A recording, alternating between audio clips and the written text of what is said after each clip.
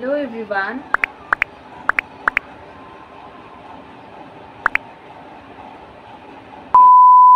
So বুঝতেই পারছেন আজকের ভিডিওটার টপিক কি। হ্যাঁ, এতগুলো কমেন্ট পাওয়ার পর অবশ্যই চুপ করে আমি আর থাকতে পারি নাই, তাই একদম রেডি ফেডি হয়ে বিকেলবেলায় ভিডিও বানাতে বসে গিয়েছি। So hello everyone, welcome back to my channel Trisham's corner. আপনাদেরকে আবার স্বাগত।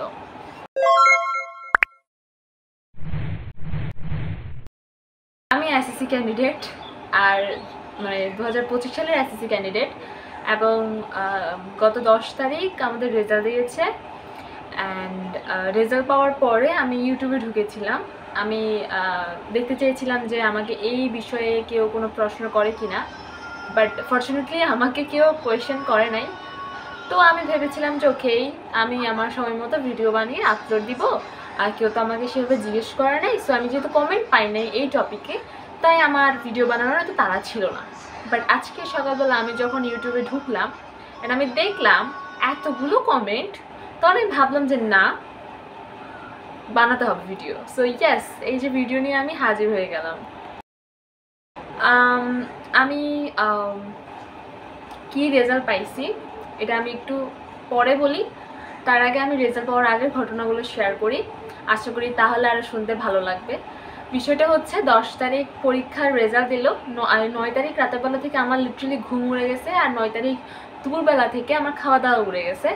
সো খাওয়া দাওয়া ঘুম সব বন্ধ দিয়ে আমি প্রচুর পরিমাণে টেনশনে ছিলাম যে আসলে করবোটা কি। এখন একটা কথা বলি এখানে, আমি পরীক্ষা যেগুলো দিছি বা যেই পরীক্ষাগুলো নিয়ে আমার সন্দেহ কাজ করতেছিল যে এই এক্সাম আমার একটু নড়বড়ে হয়েছে, সো আমি যদি মিস করি প্লাস আমি এই সাবজেক্টগুলোতে মিস করব।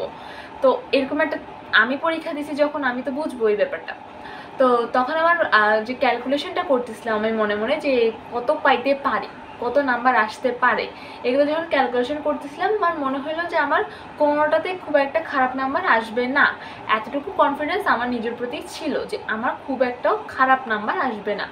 বাট এখন বাই এনি চান্স যদি আমার জিপিএ 5 মিস হয়, তখন আমি কী করবো? সো এরকম একটা চিন্তাধারা আমার মাথার মধ্যে সবসময় ক্যালকুলেশন আমি করতেছিলাম 9 তারিখ থেকে একদম ফুললি, মানে 8 তারিখ থেকেই বলা যেতে পারে। কেন যেন একটা টেনশন কাজ করতেছিল। এবার নেগেটিভ টেনশন আমার মধ্যে আসতেছিল না, আই ওয়াজ পজিটিভ যে না, ভালো হবে ভালো হবে। একবারের জন্য আমার মাথায় আসে নাই যে আচ্ছা ভালো হবে না।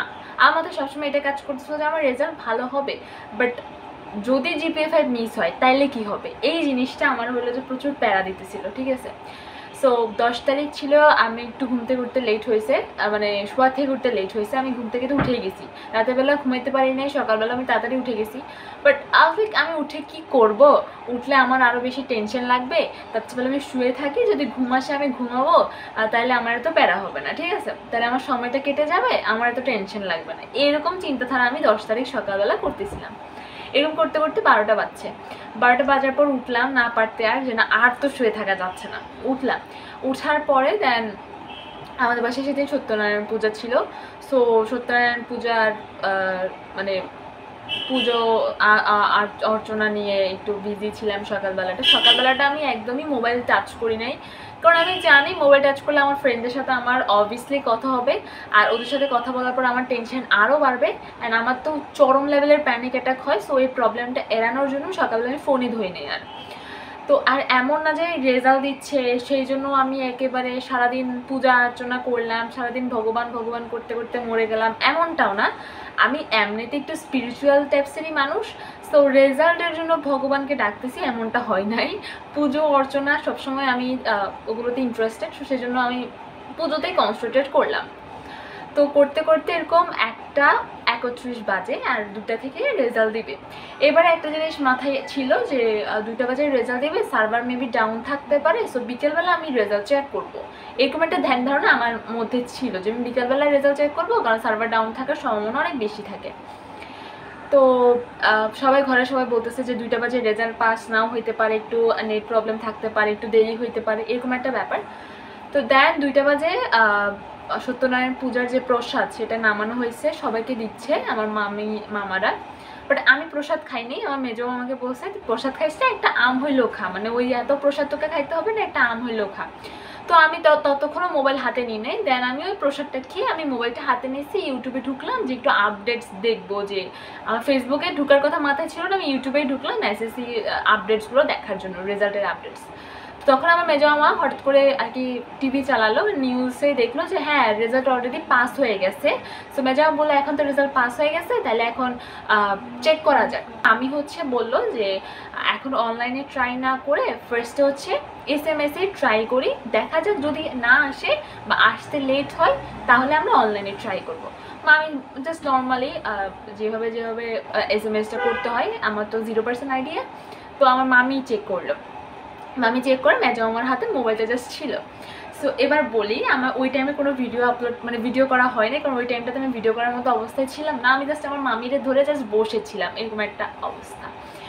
তো রেজাল্টটা মোবাইলটা আমার মামার হাতেই ছিল। সো রেজাল্ট দেখলে ফার্স্টে আমার মামাই দেখবে, এরকম একটা ব্যাপার। বাট আমার কিন্তু ফার্স্টে থেকে ইচ্ছা ছিল যে আমার রেজাল্ট আমি ফার্স্টে দেখবো, বাট লাস্ট মোমেন্টে আমার ওই কনফিডেন্স ছিল না সিরিয়াসলি। তো পরে দিয়ে আমার মেজো মামা জাস্ট মোবাইল হাতে এসে টিভির দিকে আমরা তাকিয়ে আসি সবাই, কারণ তখন টিভিতে আপডেটসগুলো দিচ্ছে যে কোন জেলায় পাশের হার কত বা জিপিএর হার কত এইসব। সো হঠাৎ করে আমার মেজো মামা জাস্ট বিছানায় বসা ছিল, ও জাস্ট লাফাই উঠছে, লাফাই উঠে বলছে আমার রেজাল্টটা জয় জিপিএ 5 পাইছে। সো যখন ও বলছে দেন আই ওয়াজ লাইক, মানে এত তাড়াতাড়ি, তখন তো মাত্র 2টা বাজে, 2:05 নাকি 10। সো আমার মাথায় একটা চিন্তা ছিল যে সার্ভার ডাউন থাকবে, এত তাড়াতাড়ি আমি রেজাল্ট পাবো না। তো সেখানে সাথ দেওয়ার সাথে সাথে যখন 5 মিনিটের মাথায় রেজাল্ট চলে আসছে, দেন আই ওয়াজ লাইক ও মনে হয় মজা করতেছে, এত তাড়াতাড়ি রেজাল্ট তো পাবে না। আমি অনেক টেনশনে ছিলাম, আমার ফ্যামিলি মেম্বার সবাই অনেক টেনশনে ছিল, লিটারালি সবার হাত কাঁপা কাঁপা অবস্থা, সবার হাত পা ঠান্ডা হয়ে যাচ্ছে, হৃৎপিণ্ড স্টপ হয়ে যাচ্ছে, এরকম একটা অবস্থা। সো ও মেবি আমাদেরকে চিল করার জন্য এরকম করে বলল, ঠিক আছে। আমার মাথায় হচ্ছে এই কথা চলতেছে। পরে ও বললো, আমি বললাম যে তুমি ফাও কথা বলতেছো, and then he was like না তুমি রেজাল্ট দেখো। অ্যান্ড সে জাস্ট মোবাইলটা এমনি দেখতেছিল, আমাকে জাস্ট এমনি দেখাইছে।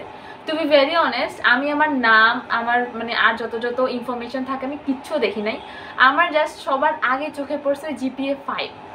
অ্যান্ড আই ওয়াজ লাইক হ্যাঁ আসলে এই চিন্তা করার আগে আমি জাস্ট ওরে হাক করছি, আর আমি জাস্ট কান্না করে দিছি, কারণ আই ডোন্ট নো, আমার আর কোনো সেন্স, কোনো ইমোশনস আর কিছু কাজ করতেছিল না। I was superly blank and like what happening bro, এরকম একটা অবস্থা।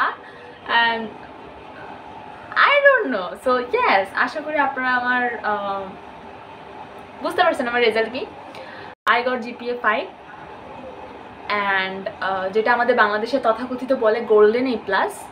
আমি একটা সাবজেক্টের জন্য গোল্ডেন A+ মিস করছি, আর আমি 5 নাম্বারের জন্য গোল্ডেন A+ মিস করছি। আর সাবজেক্টটা আপনারা আশা করি সবাই বুঝতে পারছেন কোন সাবজেক্টটা, ফিজিক্স। ইয়েস, ফিজিক্সে আমার 75 আসছে। সো আর যদি 5 আসতো গোল্ডেন A+ আমার আসতো, বাট এটা নিয়ে আমার টু বি ভেরি অনেস্ট কোনো আফসোস নাই, কোনো কিছু নাই, বিকজ আমি অ্যাকচুয়ালি গোল্ডেন A+টাকে খুব একটা মানে ভ্যালু দিই না, আমার কাছে জিপিএ 5ই ম্যাটার করে। সো আর আমি পাইছি আমার কাঙ্ক্ষিত রেজাল্ট, যেটা আমার এক্সপেকটেশনসে ছিল। বাসায় হলো যে অনেক আয়োজন করা হয়েছে, আমি এই ভিডিওটার পরে সেগুলো অ্যাড করে দিব আর কি, অ্যাড করে দিব। সো ইয়েস, তোমাদের আবার রেজাল্ট আমাকে কমেন্ট সেকশনে জানাবা, যারা আমার ভিডিওগুলো দেখেছো এসএসসি টাইমটাতে, বা বলেছো যে আমার ভিডিওগুলো তোমাদের উপকার হয়েছে, তোমরা অনেক মোটিভেটেড হয়েছো, তারা আমার কমেন্ট সেকশনে জানাতে ভুলবে না। আর যারা জানতে চাইছো আমার রেজাল্ট, এই রেজাল্টের সময় গেলে আমার কথা মনে রাখছো, তাদের জন্য এই ভিডিওটা। আর এখানে একটা কথা আমি মেনশন করে দিই, যাদের কাঙ্ক্ষিত রেজাল্ট আসে নাই, বা কাঙ্ক্ষিত রেজাল্ট বলতে আমরা বুঝি যে গোল্ডেন A+, জিপিএ 5 এগুলোই, যাদের এইসব রেজাল্ট আসে নাই, আমার মনে হয় এখানে টেনশন করার বা মন খারাপ করার অনেক কিছু থাকলেও কিছু নাই। আই নো যে তোমার মন খারাপ হবেই, তোমার নিজেকে মনে হবে যে তুমি আসলেই এটার জন্য ওর্দি না, but actually you are capable and you are worthy. So don't worry. SSC খারাপ হয়েছে মানে তোমার পুরো লাইফটাই খারাপ হবে এমনটা না। আমি নিজেও পুরো এসএসসির 9 থেকে 10-এর জার্নিতে শুধু ফেল করতে করতে আসছি। ফেল করা মানে ওই F লেটারটা পাওয়া এমনটা না।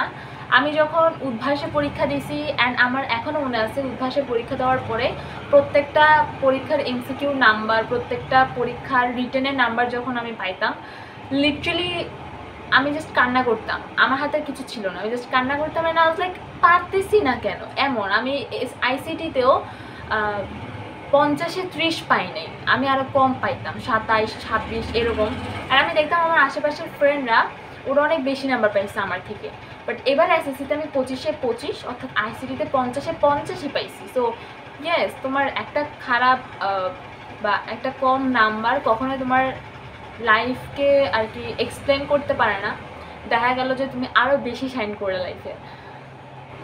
সো এটাই, তোমাদের সবার টোটাল মার্কস, সবার জিপিএ আমার সাথে নিচে কমেন্ট সেকশনে জানাতে ভুলবে না। আর এখন থেকে কলেজ রিলেটেড ভিডিও আসবে, আশা করি কলেজ লাইফটা অনেক ভালো হবে। এসএসসি দেওয়ার পর থেকে একটা জিনিস রিয়েলাইজ করলাম, ঝামেলারও বাড়ছে জীবনের। মানে এতদিন ভাবতাম এসএসসি দিয়ে দিলে একটু শান্তি পাবো, বাট এসএসসির রেজাল্ট পাওয়ার পর ভাবলাম যে না, ঝামেলা বাড়ছে জীবনের। সো যারা এখনও এসএসসি দাও নাই তারা তোমাদের লাইফটাকে খুব ভালোভাবে কাটাই নাও, কারণ এসএসসির রেজাল্ট পাওয়ার পর তোমার লাইফের সেম থাকবে না, ঝামেলা বাড়তেই থাকবে জীবনের শুধু। সো আজকের মতো ভিডিওটা এখানেই। ভিডিওটা আশা করি তোমাদের ভালো লেগেছে। ভিডিওটা যদি তোমাদের ভালো লেগে থাকে ভিডিওতে প্লিজ একটা লাইক করতে ভুলবে না, কমেন্ট করতে ভুলবে না, সাবস্ক্রাইব করতে ভুলবে না আমার চ্যানেল টুশামস কর্নার। দেখা করেছি তোমাদের সাথে নেক্সট কোনো একটা ভিডিওর সাথে। ততদিন পর্যন্ত সবাই ভালো থাকবে, সুস্থ থাকবে আর পজিটিভ থাকবে। So tata, bye bye. Result পেয়েছি 10 তারিখে। সো 10 তারিখে রাতের বেলা আমার মেজো মামা অফিস থেকে আসার সময় ক্যান্ডি থেকে আমার জন্য বিরিয়ানি নিয়ে এসেছিল। তারপরের দিন অর্থাৎ আজকে আমাদের বাসায় হচ্ছে খাসির মাংস করা হয়েছিল। দাদু খাসির মাংস নিয়ে এসেছিল দিনটাকে সেলিব্রেট করার জন্য। তো মা এখানে আর কি খাসির মাংস রান্না করেছিল। আরও অনেকজনেরই আসার কথা ছিল, বাট আনফর্চুনেটলি তারা আসেনি। সন্ধ্যাবেলায় রান্না করা হয়েছিল নুডলস, তার সাথে হচ্ছে ঘরে বানানো ফুচকা। এত কিছুর মধ্যে আমার যেটা পাওনা ছিল সেটা হচ্ছে সবার মুখের হাসি এবং আমার উপর সবার যে আশা ছিল সেই আশা পূরণ করতে পারার শান্তি।